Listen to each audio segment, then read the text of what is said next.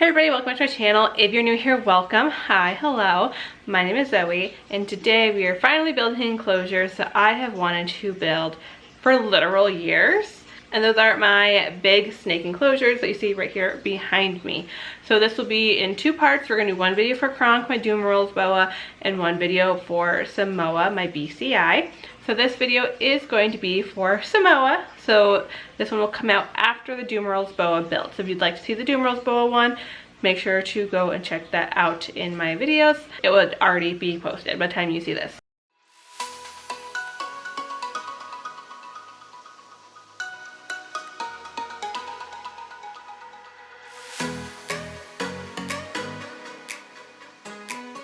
So Samoa's enclosure is the one you see up top here. We are going for not necessarily like a jungle, I don't want to say jungle like vibe and layout because they come from different parts of the world, but where Samoa, being a BCI, does like to climb a little bit more, and 𝘬𝙪𝙨𝙤𝙬𝙀 boas are more terrestrial. I do have Kronk down below and Samoa up above to kind of give it that effect of the kind of ground dwelling snake and the more semi-arboreal snake. So I do want to jump right into this video. This is going to be one of the hardest builds I have done because I did like a custom background and everything. And I don't even want to say it's the hardest I've done. It's just, it's the biggest. It is the biggest custom background I have ever done. So it was a very daunting task, but I'm so happy with how it came out, and it's definitely one of my favorites that I have done. Real quick, I do have to give a huge thank you to Kages, who is a PVC enclosure building company, for helping to make this possible. This has been a goal that I have had for several years now. I wanted to do nice big builds for the two big boas, and they helped me make it possible. So huge thank you to Kages. If you want to check out Kages, I do have a discount code to save you $50 on your enclosure purchase. I will put that code in the description below because every season or so that code will probably change just to keep it fresh. So I will just put it in the description below, and I will keep it updated if it changes. Without further ado, let's jump right in because this is going to be a crazy one. So these enclosures are incredibly easy to build. Super, super easy. However, with a larger enclosure like this, you are going to want another person to help you.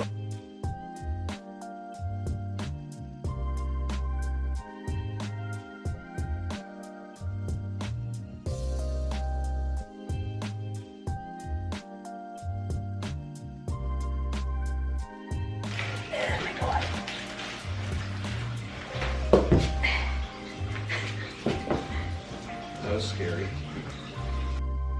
I don't know how anyone builds large enclosures by themselves, but it gets heavy. Samoa's enclosure is a 6 foot long, 3 foot deep, and 3 foot tall enclosure. There was no way I was moving that by myself and flipping it by myself. So Billy did help me build, thank goodness, because I could not have done it by myself. Left, right, front. So I put it on right.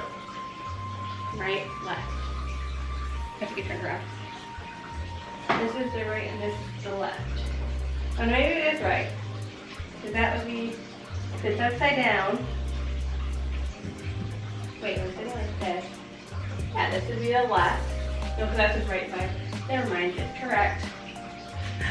Thank God the camera is recording because people would not believe how many words you just gave me for how little information there was quite incredible. Are you ready? No. Like every experience I've had with Kages, the enclosures are so durable and they just feel so high quality. So I know people go online and they see the prices and they're like, oof, it's worth it because it feels high quality, it acts high quality, it looks high quality, it is high quality. You also get free shipping, quick turnaround times, doors are glass. I love my Kages enclosures. Did we do monkey? Did we do monkey?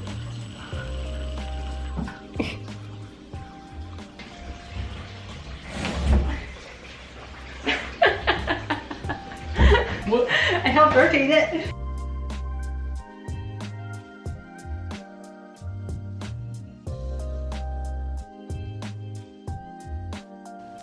This is what I'm using for siliconing the seams. It is a waterproof sealant, and it specifically says on here, aquarium safe. You can get this right at Home Depot. I don't know if they have them at Walmart or not, but I got it at Home Depot. And doing this, as opposed to using like one of those silicone guns, is going to be rough. Now sometimes silicone has a hard time sticking to PVC. So I'm just taking a little low grit sandpaper, folding it in half, and just running it along the seams. And then I'm going to make sure they're good and clean before I silicone, and that should help the silicone adhere to the PVC. Now for the daunting part, and that is the background. I took forever to plan this background because I could kind of visualize what I wanted, but I wasn't sure how to go about doing it. So at this point in my enclosure building experience, I've pretty much narrowed down my preferred methods of building backgrounds.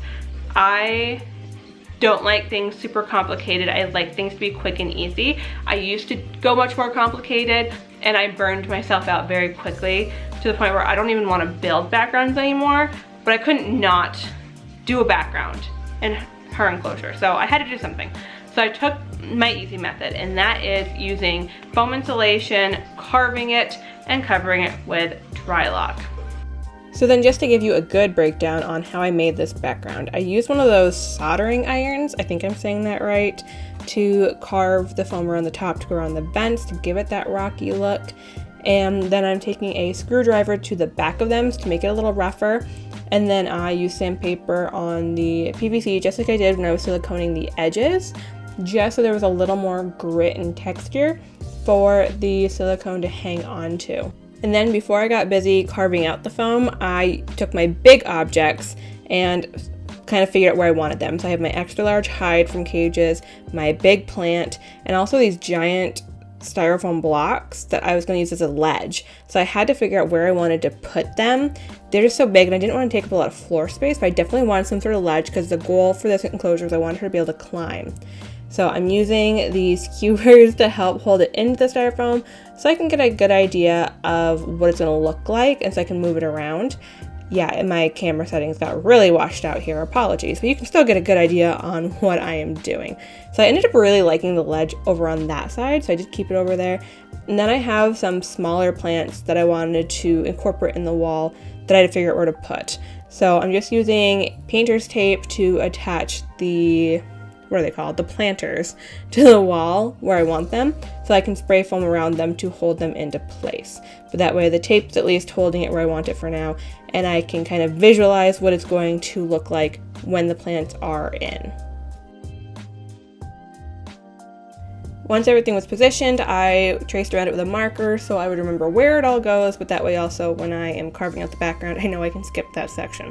This was another giant styrofoam block I had that I was going to use as a ledge, but it was just so big, I didn't really know what to do with it.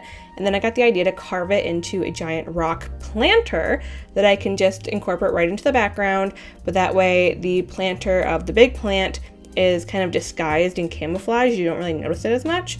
So once that was done, it was time to attach everything to the actual back. So this is a method I learned from watching Brad's bioactive builds, where he actually drilled holes into the background, but also into like the ledges, so that the spray foam could kind of go in there for some extra grip, if you will, to help it hang on.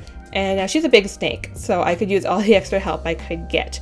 So that's why we were drilling holes in there, and so far it's held up really well. So I'm glad I learned that trick from him. And then I'm just going with spray foam and getting all of the edges so there's no gaps and cracks, going around all of the planters, the ledges, you name it, so everything is secure and held into place.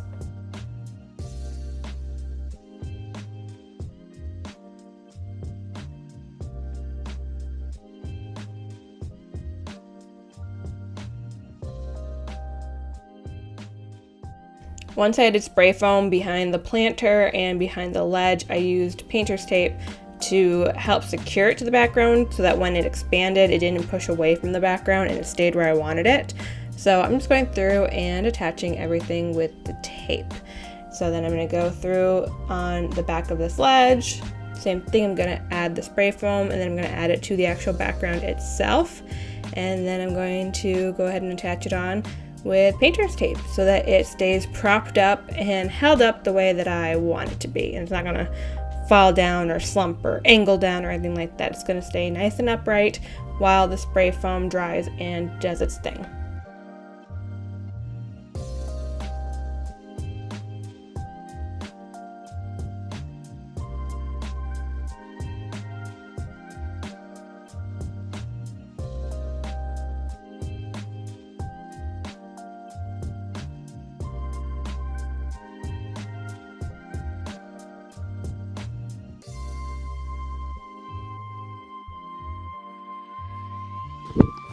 So it's the next morning, now it's time to carve. I ended up adding these 2 pieces of foam here because I wanted to like bring out, I don't know, I just wanted there to be like more instead of just like a flat background. I mean, I'm gonna go through and make it look all like stone-like and whatever, but I wanted it to be more defined and like stick out a little bit. So I just threw those up there.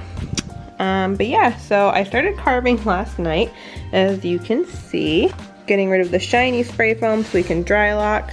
So we're gonna go ahead and finish that this morning, so hopefully I can rough this all up this afternoon, get it cleaned up, and maybe dry lock today. Otherwise, we'll dry lock tomorrow.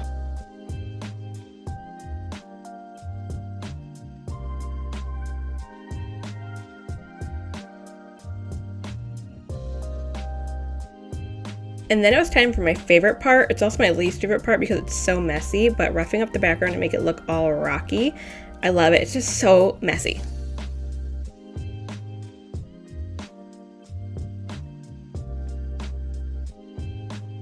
Let me tell you, shop vacs are awesome. I just went and borrowed that from my parents' house.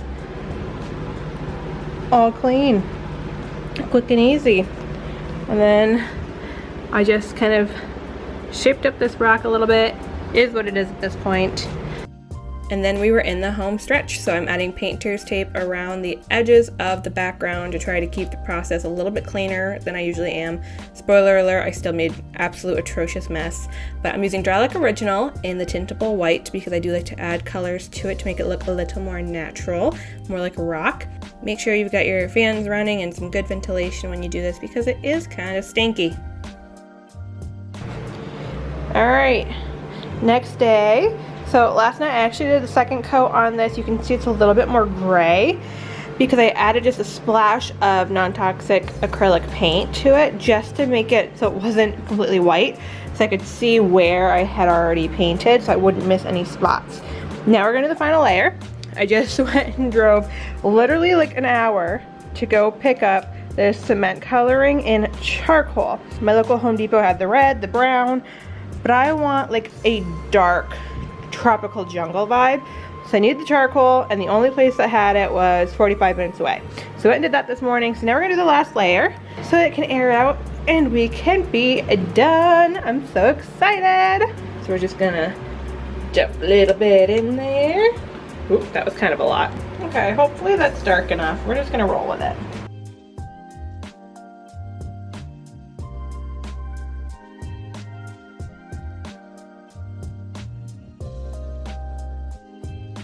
Okay, so we're done all the dry lock. I made an absolute mess, so we're gonna see if I can scrape some of that off. But now we're just gonna go in with some non-toxic acrylic paint and dry brush it on just to give it a little more dimension, a little more color. So I'm gonna use a dark brown. I really don't have much left, so we'll see what I can do. And there's a couple of spots where like I clearly missed, and there's some white peeking through. So we might just touch up some of those spots because what an eyesore. So now let's talk lighting since the enclosure is built. I am using 2 brackets because my lighting will be installed inside of the enclosures. And I like using basking bulbs, like daytime halogens, that type of thing, because it is one of the more natural ways of heating your reptiles and heating them really, really well, like right down to the core. So I will be using basking bulbs. I have 2 ceramic brackets that I got off of Amazon. You can get them right on the Kages website. When I ordered everything, like I was just way ahead of the game. So I got mine on Amazon, but you can get them literally right on Kages if you're already shopping. It's all there, so you're good to go. And then because they are snakes, I do have a lamp guard to put over it. Those lamp guards are from Arcadia because they are the only lamp guards I can find that are long enough to be able to accommodate the ceramic brackets as well. And I don't like doing any wiring or anything like that. I don't know how to do that. I don't want to burn down my house.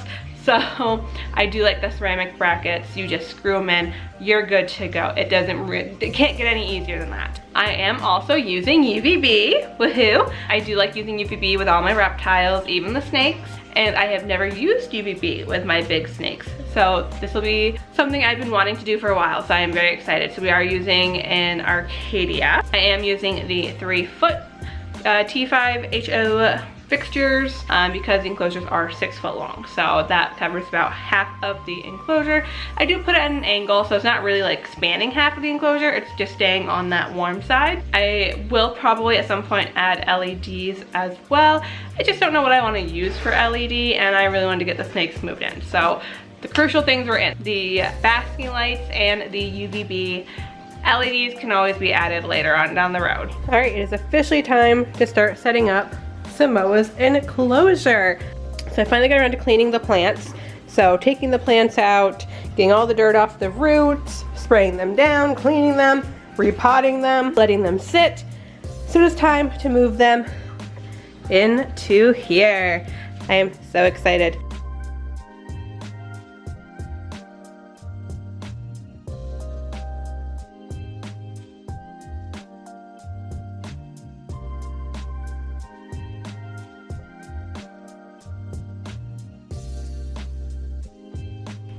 All right, so plants are in. I may have to eventually, I'm hoping this one just kind of trails down, but I might have to help it out so it's not like all up in the lights, or eventually switch it for a smaller trailing plant. I didn't really think about this too well when I was installing like the lights and the way the planter was going, but whatever. The planters do stick up a little bit. I meant to repot these into like a smaller pot and I kind of forgot. So it is what it is. I'm also hoping she doesn't climb over this and like pull it off the wall.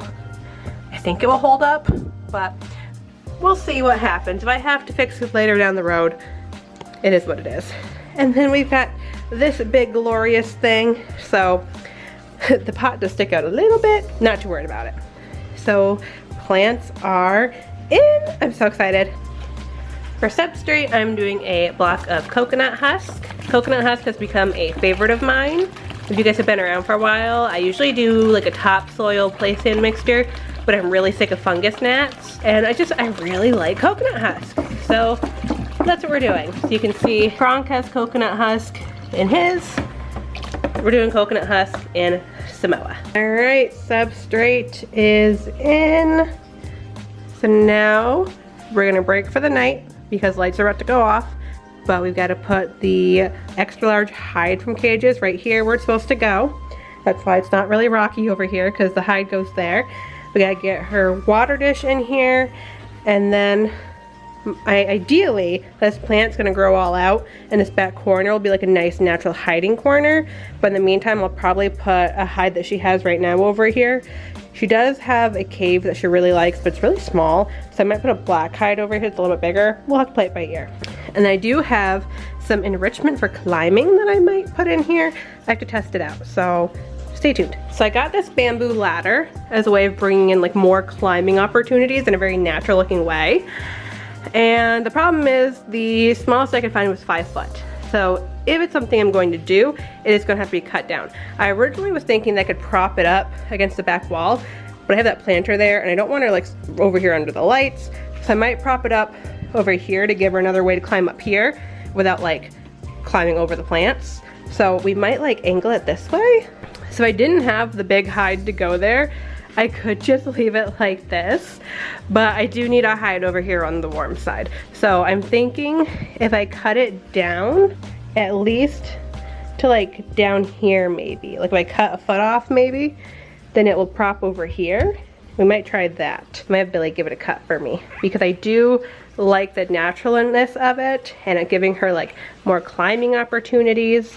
So I might have him cut it down for me so I can mess with it.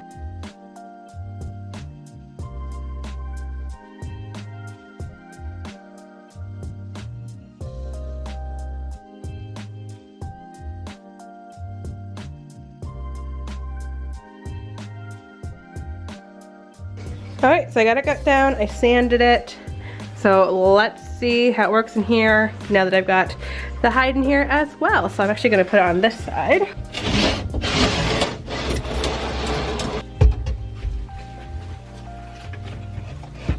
So here's kind of a front view.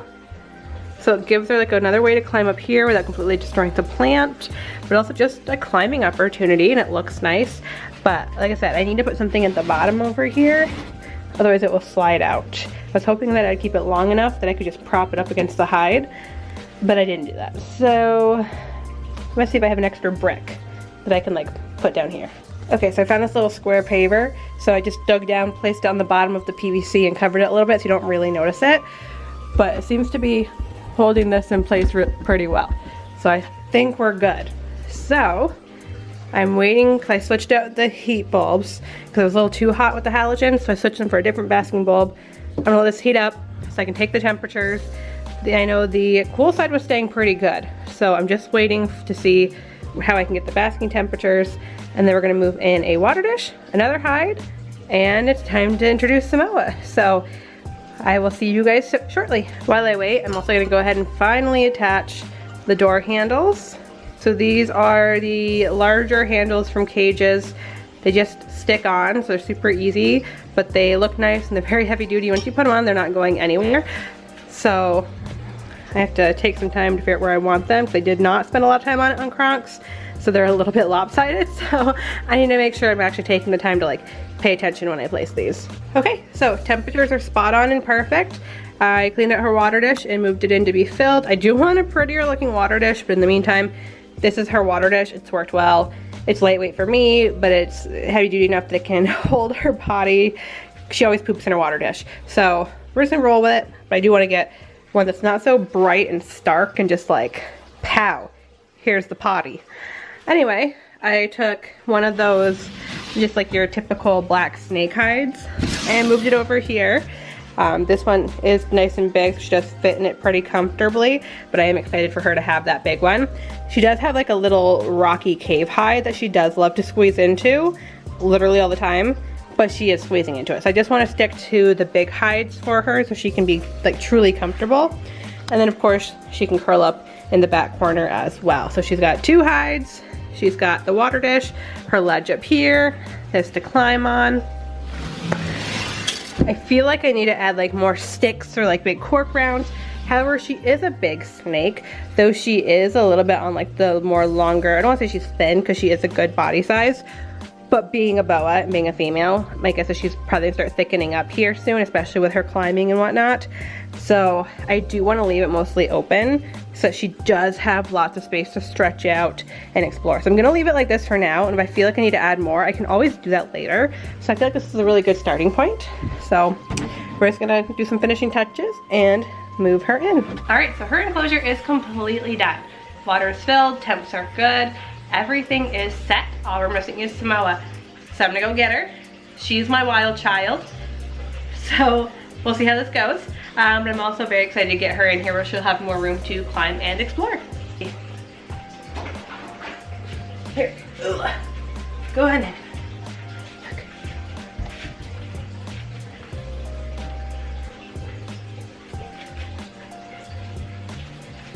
Nope. No, you guys stay in there. Go. Peace, bro. Like I said, wild child. I was gonna hold her, get a picture for the thumbnail. She was not having it. So I'm gonna leave her and then come back and see how she's doing a little bit later. Samoa's finally using her shelf. I'm so excited. I am literally so in love with this enclosure. They have been in them for months at this point now.